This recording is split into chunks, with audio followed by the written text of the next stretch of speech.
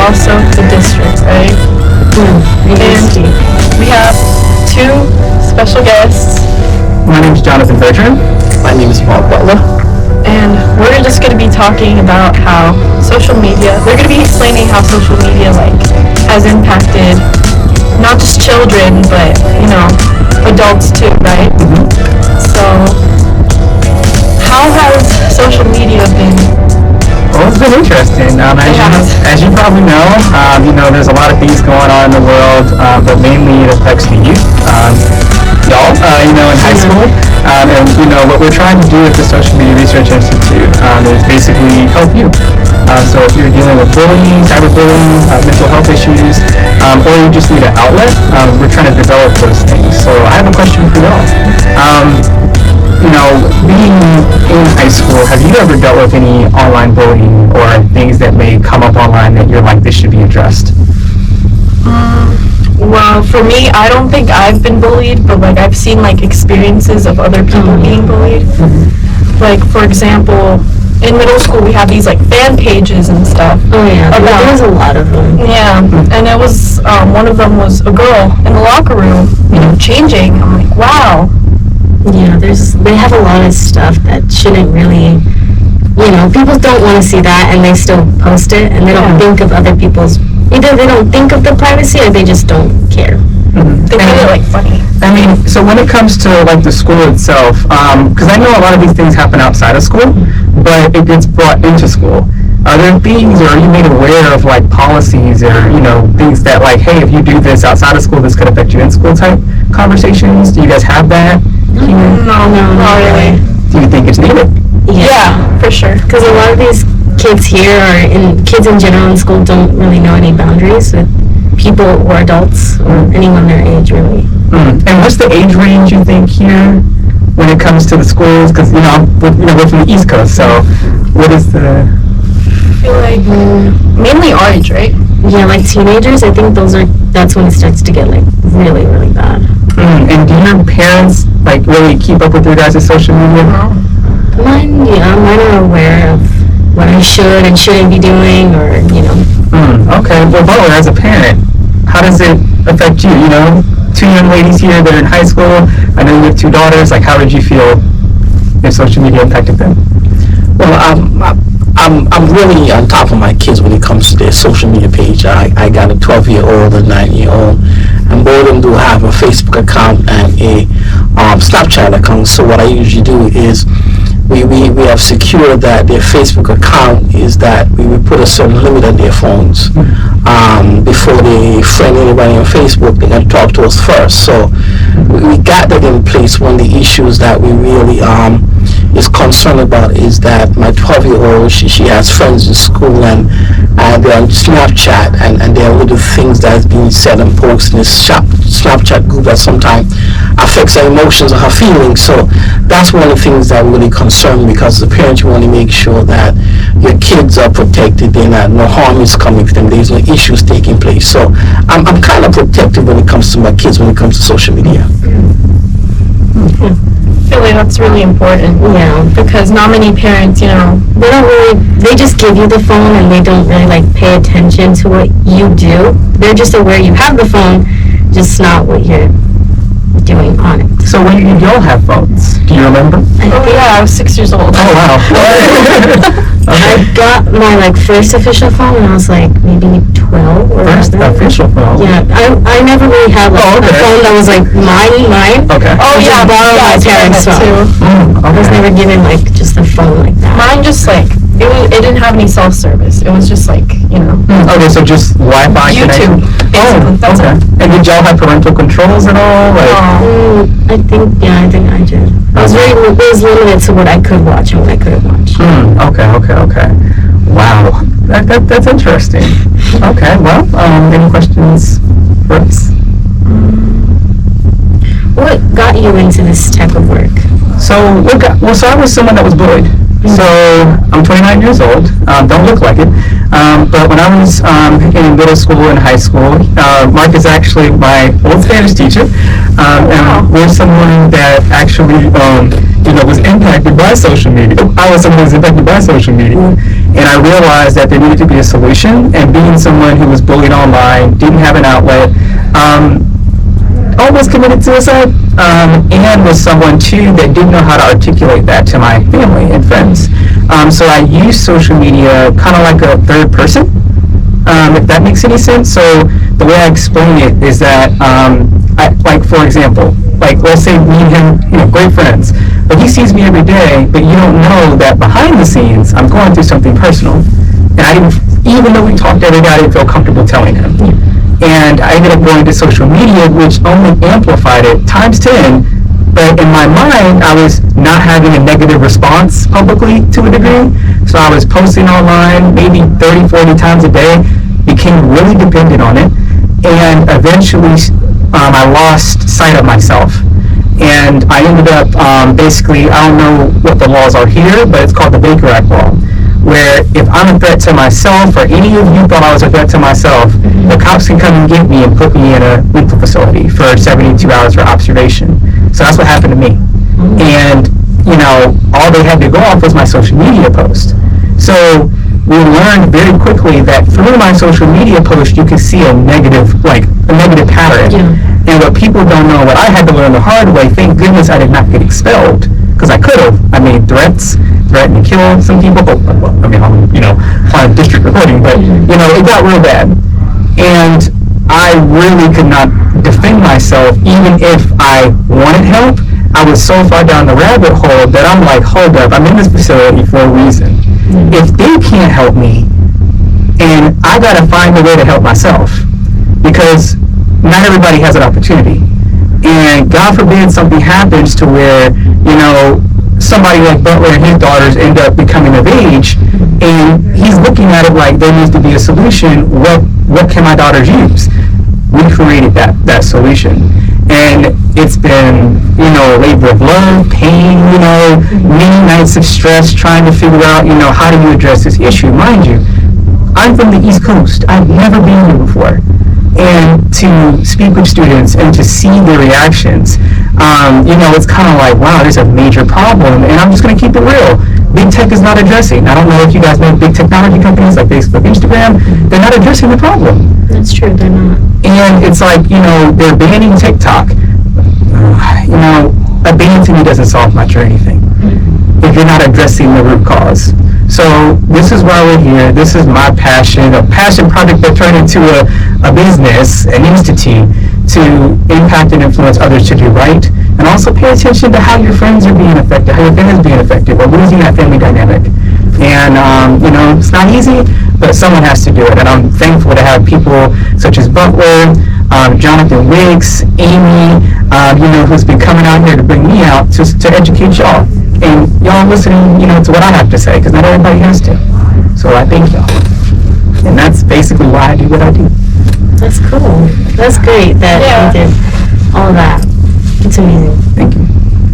I find it very interesting since, you're right. I mean, there's not really much, like the TikTok ban, that was, it was just a threat. And people are just going to find new ways to, there's tons of other apps out there. It's not really going to solve anything if you ban or delete one app. Yeah. There's tons. It's not going to make, a massive change. No, and I think that's the misconception of it all. People believe that, you take that away. No, y'all are smart. Your generation is smart. Y'all will find something, code something different. Y'all will develop a whole other thing that didn't even exist 2 weeks before, and millions of kids will get behind it. Like Snapchat, for example. I went to one school, and I didn't even know there was a setting for privacy on Snapchat. I did not know that until I started talking to people, and they were like, yeah, you gotta get updated. But it comes so quickly. So, have you heard the term 7 degrees of separation? No. Oh, wow. Oh, my God. Oh, gee, now I feel really old. Well, basically, so 7 degrees of separation is a term that my generation using his generation would say that basically from 7 people to 1, so meaning like 6 people can be in the room, you're 7 degrees separate, like standing next to each other. Well, I tell people now it's now 1 to 3 because everybody's connected to somebody that you don't even know. How I got here was because of just 2 connections. You guys know LinkedIn? Yeah. I use LinkedIn. That's how I got here. Using social media, and it's all about how you use it and why you use it. Now, can I ask you a question? So, when it comes to what y'all want to do after high school, do you guys use social media to promote your passions and things like that, or when it comes to what you guys develop and more podcasting things that you do now? I'd say most of it, yes. Because if you want to do certain things, there's things you'll have to do to get in that direction. And most of that stuff is online.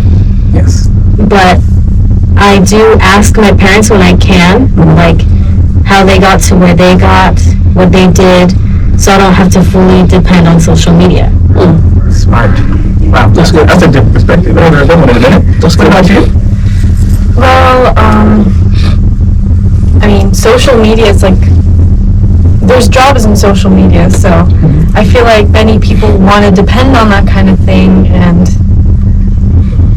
in my opinion, like Lisa, she goes to her parents to like see how they did it, how they, got their careers and stuff.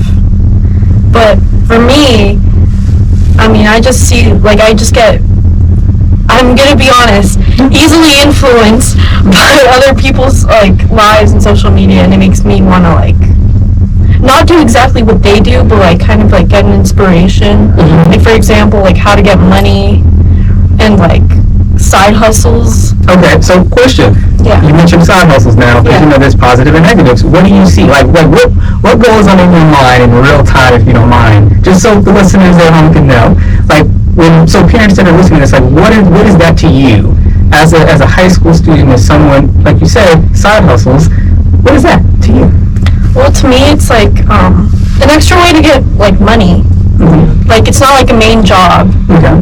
Like it can come from like social media. It can come from even just talking to people. Like those like stands like outside of like shops. Sometimes I feel like that can be a side hustle, but to some people it's like a real job. Yeah. Which isn't a problem, obviously. So is it easy for you to let your parents know what's going on when it comes to the inspiration that some of the stuff that's in social media gives you? I don't think so, since like they come from a different generation. They're a lot older than me, so their like ideas are different from what success is and like how to get money. Especially since it's like they come from other countries, so their ideas compared to the American idea, it's like different. I don't know if that makes sense. Yeah. Or what you're saying is the American dream. Yeah, exactly. So what is the American dream to you, or both of you? I feel like well, not necessarily having to be rich, but just like being able to live without having to worry about where your next meal is going to come. Exactly. But here's the thing, you just stated earlier that your inspirations and your ideas that you see on social media inspires you to get that side hustle.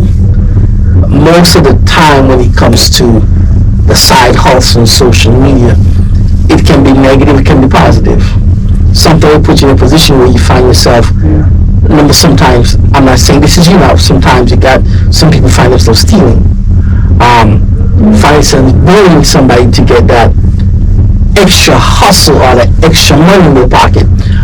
They're doing things that not only cause harm to you, but also brings the pressure, the concern, the frustration, the worry to your parents. So what we can see here, if we're not careful, social media can put us in a position where it dictates who we are and change the person's reality of who we are. You might be the nice girl down the road, but on the side, when it comes to social media, you're showing that you hustle on. No matter how you get it done, you're going to get it done. But it's not person I met or I knew, but on the side there's something different. So based on social media, it can make you have this split personality. You're different in one occasion in front of some people, and in others you're this different person. And sometimes we experience, we can ask the question, well, I didn't know my daughter did that, or I didn't know, yes, she did, man, look at this. And when we go to the social media, kids' social media, Facebook pages, we question, hold up, when did this happen? What's going on? So, what we are trying to do here, we're not trying to take it away from you. We're trying to give you steps, give you skills, teach you the best way how to handle social media, the positive way how to use social media. I use social media, but I don't use social media for me personally. I use it as a tool that I'm able to post, advertise, or share stuff that the community should be aware of. But at the same time, I'm careful of what I post because others are watching. I don't want to be the personality of me as an individual not being that person that I say who I am. So the whole aspect of Social Media Research Institute is to make sure that we provide you that tool that it can be a better you when it comes to social media. We're not taking anything away from you. We're giving you tips. We're teaching you certain skills. We're teaching you certain ways you can surf. You can go for Facebook. How you can protect your friends. How you can help a friend. Who can be that support to a friend. That's basically what aspect we're giving you an area of prevention. We cannot change anything overnight. It's going to be a while before we think of Facebook ain't going away. Yeah. Mark Zuckerberg, he's not going to do that. TikTok ain't going over here. Yeah. No matter how much time we ban this thing, somebody will buy it and put it back in the market. Yeah. Snapchat is not going anywhere. It's going to always be there. But our goal is to provide you with those tools that can protect you, keep you safe. We're not trying to do a side hustle in a bad way, but we do a side hustle in a good way. Yeah. Give you those tools. That's basically what we are trying to do. Yeah, that makes sense. Yeah. Like, I get it, but in a way, it depends on, it's not just like how you're presenting yourself. Mm-hmm. I'm not saying people like, it's like a big deal to like care about other people's opinions, but it's also how your audience views you in a way, since they're the people that are consuming your content or the product you're selling or whatever you're trying to advertise, you know? Kind of like that. No, you're definitely right.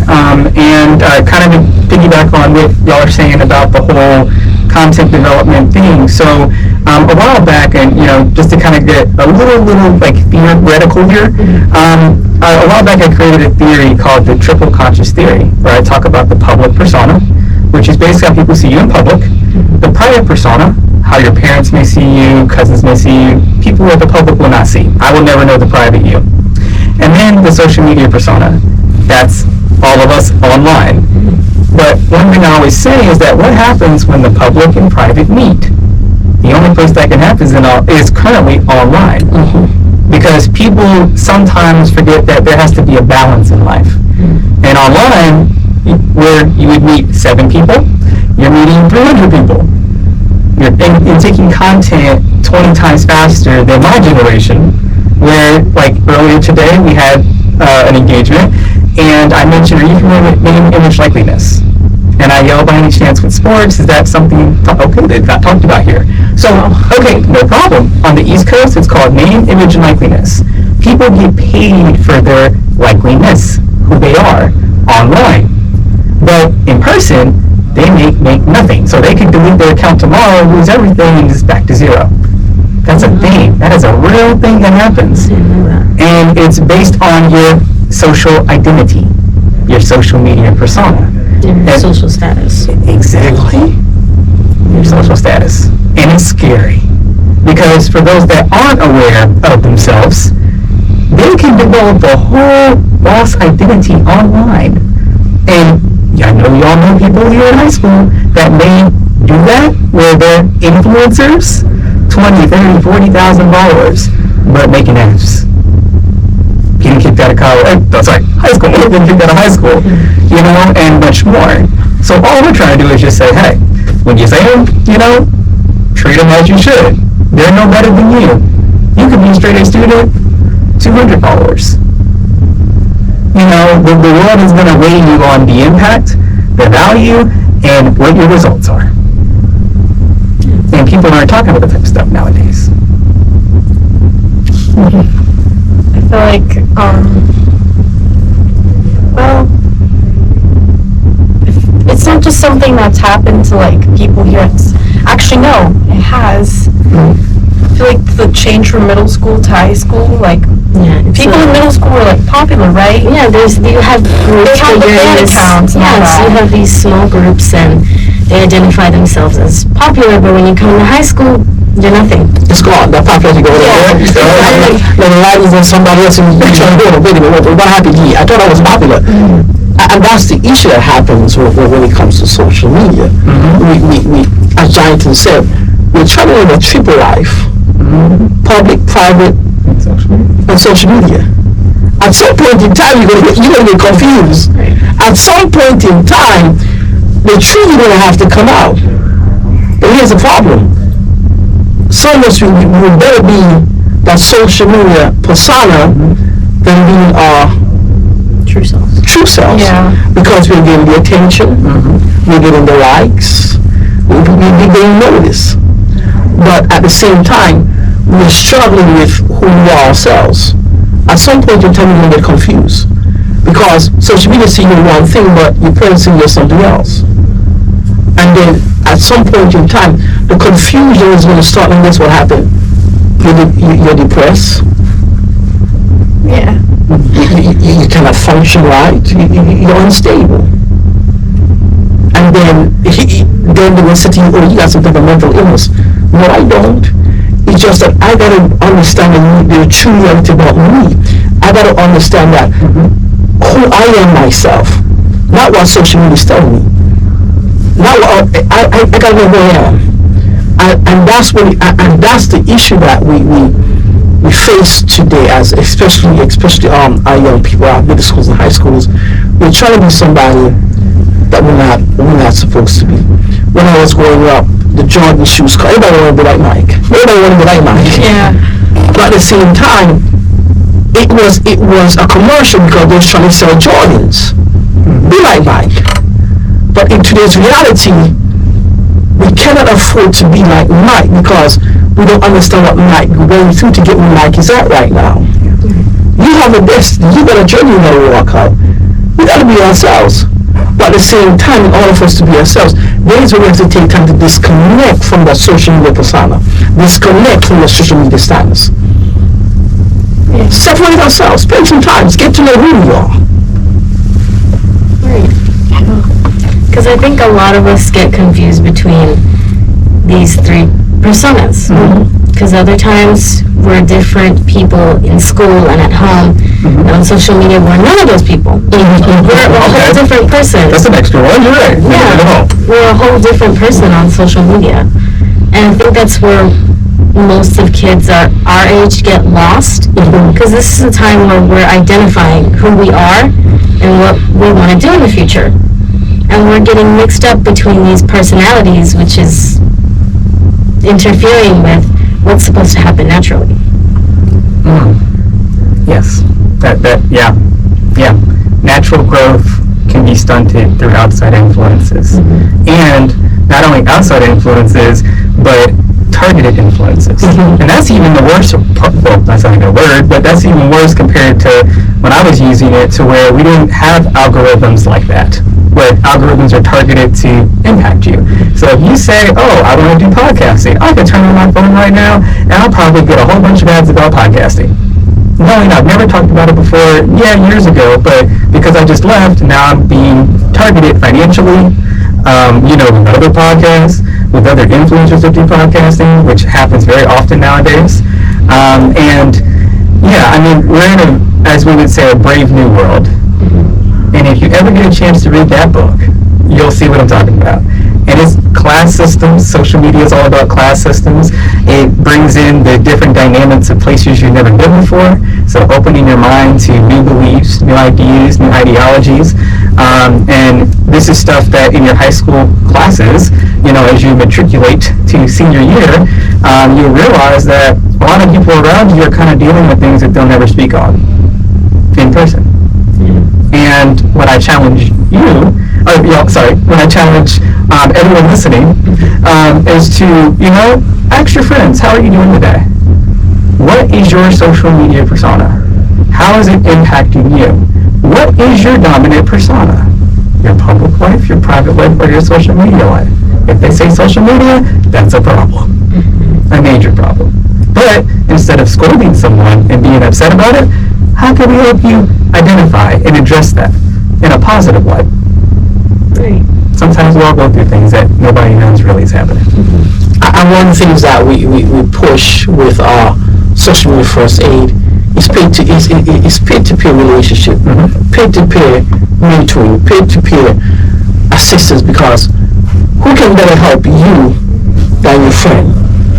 Because at some point in time there's a relation taking place.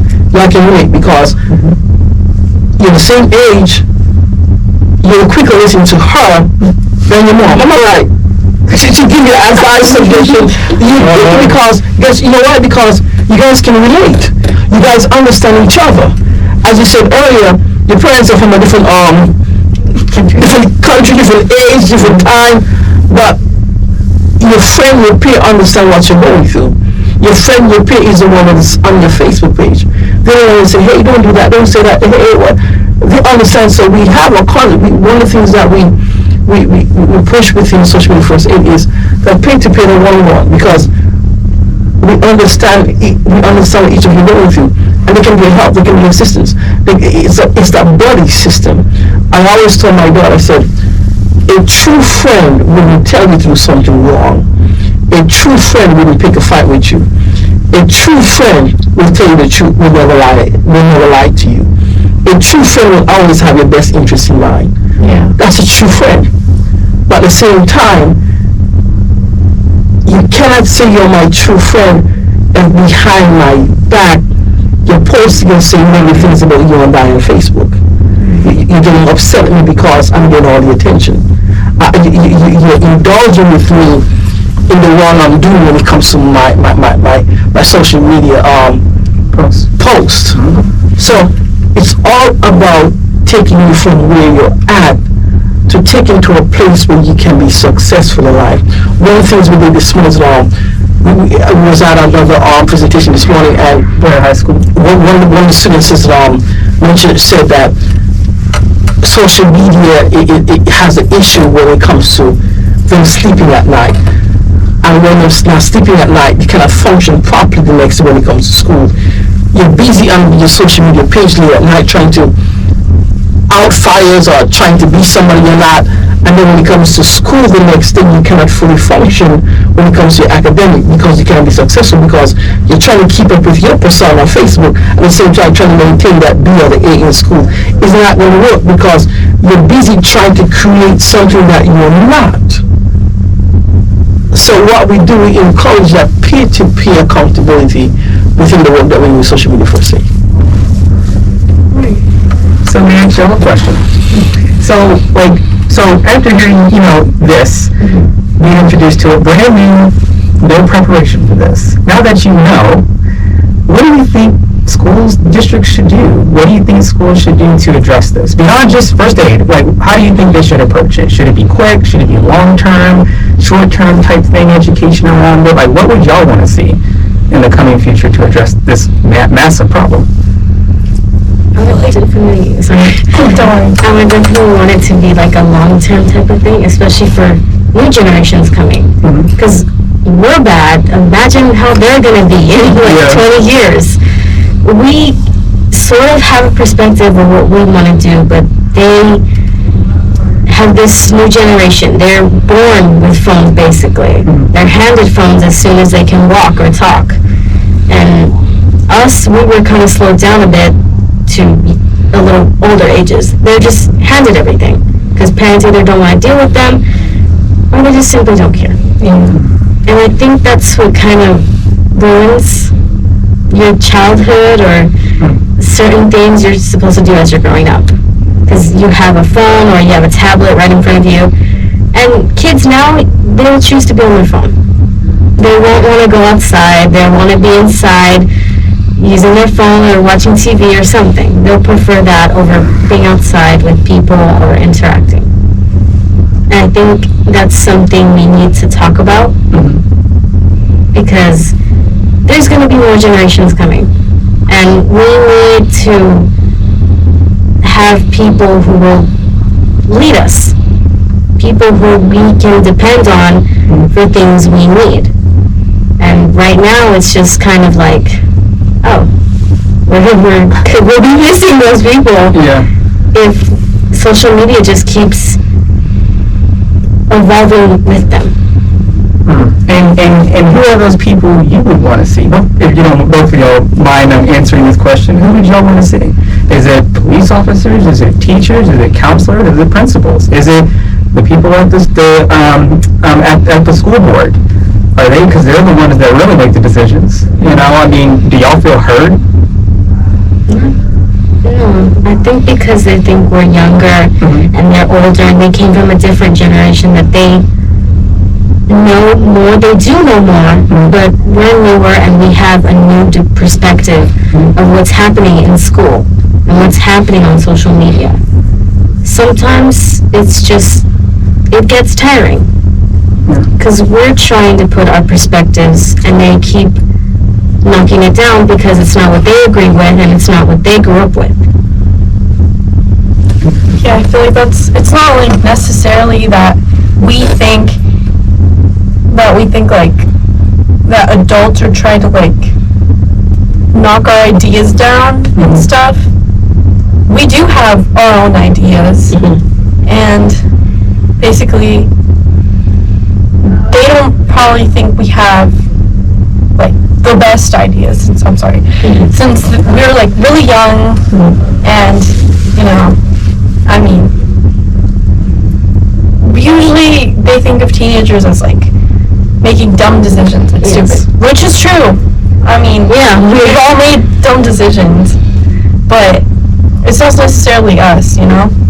And I feel like what would help, like, bring these issues to, like, many people, like, the majority would be, like, just having, like, students, like, not, like, force them together, but, like, just have their opinions heard, you know? Like a council. Yeah. Like a council between the schools and y'all come together and figure out who's, you know, like who's the leader group, you know? And each school has a leader and kind of like the SGA. You're familiar with SGA, by any chance, Student Government Association? Do y'all do that? No, I don't think so. Okay, well, so it's kind of like, so the idea I just basically threw out there, it's like, so basically, I mean, you just have a whole bunch of students that come together, such as yourself, you guys would be the voices of the group. So, you know, as there's things that come up in the schools related to social media, y'all would be the advocates for people.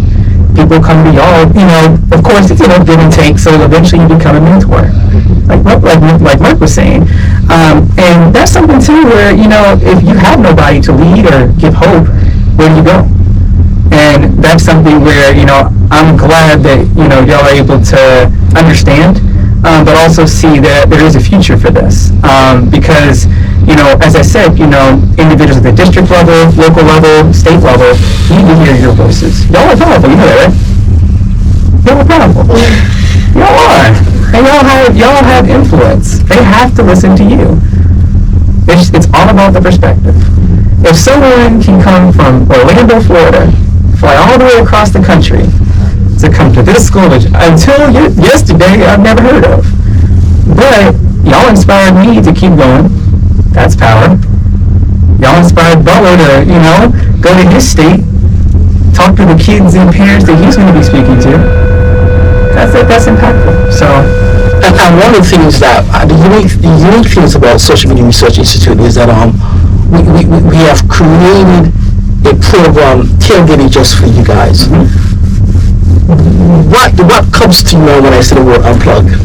Unplug. Well, to me, it's like not necessarily like restrict yourself, but in a way, yeah, restrict yourself from like technology that is being used by people in a bad way, you know?